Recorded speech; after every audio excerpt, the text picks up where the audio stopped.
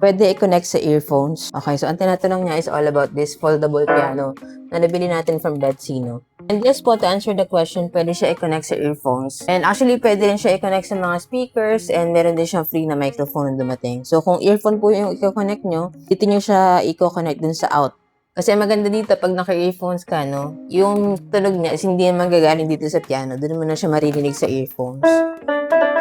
As you can see, wala siya nakasaksak na earphone. So, maririnig natin siya na naka-loudspeaker. Ngayon, pag nilagyan natin siya ng earphones, so nakasaksak na siya, no? Pag nag-play ka dito sa piano, hindi na siya maririnig dito sa speakers kasi dito na magagaling yung sound niya sa earphones mo.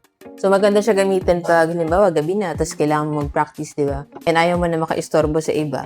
Pwede na sa earphones mo na lang siya papakinggan. Okay, tanggalin natin yung earphones. Yan, balik na ulit siya sa loudspeaker niya. Kasi itong piano na to, meron siyang dalawang speaker sa gilid. And maganda rin yung tunog ng kanyang speakers, no?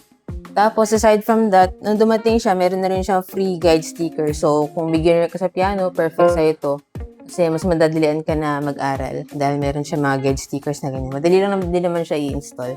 Aside from that, meron pa siya iba-ibang features dito and meron siya mga drum sounds, pwede mo i-sustain and volume. Yan yung mga different features and modes niya. And then, pinakaganagustuhan ko rin dito, no, pwede mo siya i-fold. So, madali siyang bitbitin kung saan-saan. And pag gagamitin mo siya, unfold mo lang siya ulit. And kung na-fold siya into half, portable siya. And then, yung kanyang power source is meron siyang battery na rechargeable, no? So, 2,000 mAh yung kanyang battery, matagal-tagal malowbat. Kung kailangan mo siyang i-charge ulit, meron siyang kasama na charger na Type-C naman. Type-C yung kanyang charging port. So, kahit yung mga charger ng phones, pwede mong gamitin sa kanya. And then 61 naman yung kanyang total number of keys. And so, kung gusto nyo rin po na ganitong foldable piano, check na lang po dyan sa Yellow Basket. Yan ko nabili yung sa akin para same quality. And legit store din yung mapagbilan nyo.